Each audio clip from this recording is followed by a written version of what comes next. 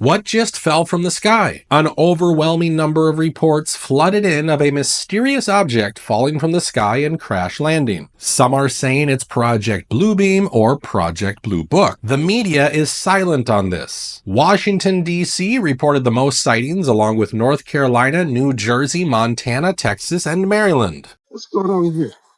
Oh, mama. Okay, I do not know what's going on right now. I heard a noise. I come outside. There's sirens blaring, and I see this huge trail in the sky. Yes? We Captain Hook police?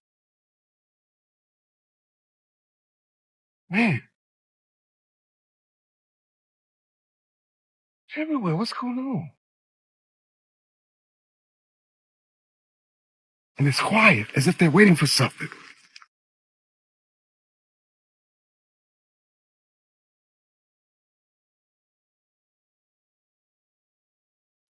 It's midnight right now, and there's this huge trail like something crash landed. What the heck is that? What is this? Expecting something. Preparing for something. Look over here. Let's walk over here. Come on. Let's walk over here.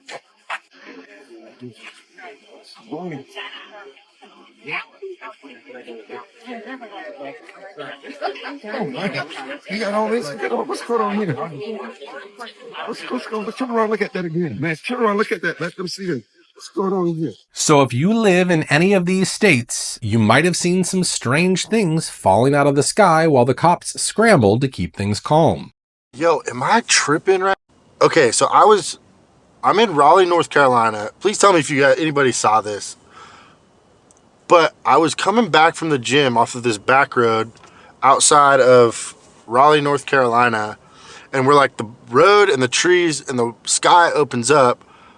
What the I swear I saw giant sparks, like a plane, like maybe on fire, or like, I don't know, but it was like there was sparks across the sky, and it left like a huge like illuminated smoke trail like behind it for a long time. And then like 3 seconds later, the biggest aircraft I've ever seen in my life flies right over my truck, and it was completely silent, and it had like 4 flashing lights on it. What the fuck? And then now, like right outside, I'm here for work, living in a hotel, and right outside my hotel, there's like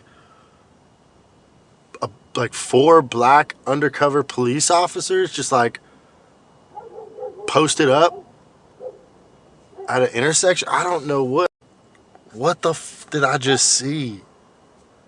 Someone please tell me they saw this. This happened like 5 minutes ago, and I can't find anything on it. There's like no sirens, like. If you're wondering what Project Bluebeam really is, well, here's a great video explaining the basic idea behind it. If enough people believe that something is real, then it is real in its effects. In terms of the social reality. In terms of the social reality, in terms of what people act according to their beliefs. Yeah. And that opens a question of, really at 2 levels, perhaps something that we are creating ourselves, perhaps a series of images that we are projecting. I think Carl Jung came very close to expressing that idea in one of his books. Or could it be manipulated purposely by people who have the technology to simulate UFO sightings? And people say, well, of course not. Who would do a thing like that? Well, I would remind you that during the Watergate investigation, it was discovered that there was a plan originated in the White House to surface a submarine off the coast of Cuba and paint the second coming of Christ over the island of Cuba using holograms. Which is well within our technology today. The idea was that since there is a large Catholic population in Cuba, they would be so upset by this vision that this would saturate the communication channels, the telephone system in Cuba, long enough for an invasion to take place. How interesting. I never heard of that. Well, I think that's a classic in psychological warfare, but that kind of manipulation is well understood, and I have personally investigated several apparently genuine UFO cases where there was in fact a manipulation. My conclusion, the conclusion of scientists working with me, was that there was in fact a manipulation taking place, and that it was not a hoax on the part of the witnesses, but a hoax on the part of somebody much better organized. Now, I agree, it might sound far-fetched, but he's not making this up. In 1962, Edward Geary Lansdale, who was a major general in the Air Force and worked for the CIA as a master of clandestine operations, wrote a memorandum on illumination by submarine. It proposed firing star shells from a submarine to illuminate the Havana area. It proposed firing star shells from a submarine to illuminate the Havana area after dark on November 2nd, All Souls Day, in order to gain extra impact from Cuban superstitions. So basically, the purpose of Project Blue Book is to create hysteria and confusion among the public by projecting strange holographic images in the sky. It's basically a form of propaganda, and according to official CIA documents, it was developed at the start of the Cold War, so anyone saying that it's just too far out there doesn't know the CIA's history. Now, with so many police officers gathering in the streets of Washington in the middle of the night, it's bound to raise some eyebrows. And I'm sure if you ask the authorities, they're just going to say it was space debris or some rogue meteor, but you don't have to mobilize an entire army when those type of things fall out of the sky. That's why I'm starting to believe the theory that this might just be a top-secret weapon system deployed to create confusion and panic among ordinary people. After all, if the recent weather anomalies have taught us anything, it's that our government is certainly not shy about using some very scary tech against its own people as long as it achieves its goals. I mean, just look at this video showing how a plane was flying in very strange patterns while Helene was making landfall. I then noticed an odd flight path of NOAA 42. The aircraft being flown, a Lockheed Martin Orion P-3. This prompted me to look at previous uses for the P-3, where I discovered that they were used in the 1960s to manipulate Hurricane Camille in a, quote, weather war on Cuba. And how can we forget HAARP, which according to many experts can easily be used to manipulate some of the strongest forces of nature. That you can see the detail. And this same top secret program might just be responsible for the 8 earthquakes that hit the Greenwood County area in South Carolina all in a single day. Remember when Chinese spy balloons were allowed to glide over our country for a week without any pushback? Well, now the Pentagon is reportedly stumped about a swarm of mystery drones surveilling the U.S. military bases. They are unsure of who is flying them over sensitive U.S. national security installations or how to stop them in the future. So there is a chance the strange objects crashing all over our country are just super enemy drones that were shot down by the U.S. Army. But if this was the case, why would they hide it from the public? But this won't be the first thing they're hiding from us. If this woman is telling the truth, the government is hiding just how fatal Hurricane Helene really was. I have been assisting with running missions and dispatch for an operations team there for the last week. And last week I was assisting running those missions in Ashe County. I've been in Swannanoa this week, and we've been running 70 missions a day, getting help to these people that are not being helped right now. So when I tell you this is firsthand knowledge, this is firsthand knowledge. The death toll of 200 or 200-ish is what's being reported right now. That's not accurate. My organization sent out 10,000 body bags to local authorities this week, and they're requesting more. Now, that doesn't necessarily mean that all 10,000 of those has been used, but it does mean that they're finding a need, and that they're thinking that they're going to need more.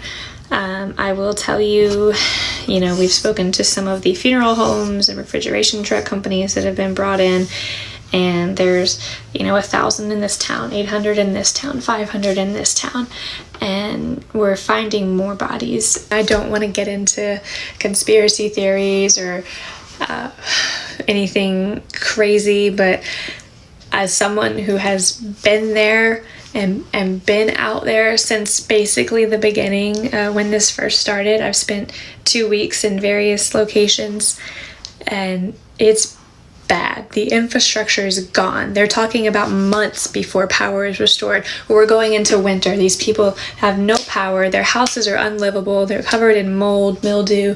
Everything's falling apart. They're sleeping in tents. They're sleeping on their porches. I mean, they're help is coming, but it's hard when there's tens of thousands of people in these small towns that are being forgotten about. And that's pretty much what we've been hearing from anyone who spent any time in these areas. The death toll is much higher than what the media has reported so far. And we all know why they're doing it, so they can systematically push these people out of their land and eventually chop it down and sell it to the highest bidders who just happen to be mining companies. That seems to be the only explanation for how FEMA agents are acting and how they're treating these unfortunate people who've lost a lot in this storm. Just look at how they're still not giving people those $750 checks that Kamala Harris promised a while ago. So FEMA says that I don't qualify for the $750. You know what? You can take that $750 and shove it straight up your ass. Well, I applied for it and they denied me, so I'm coming up here to stand on business and see why they denied me and try to see if I can get some help. And why did they deny you? I don't know. Why do they deny anybody, you know?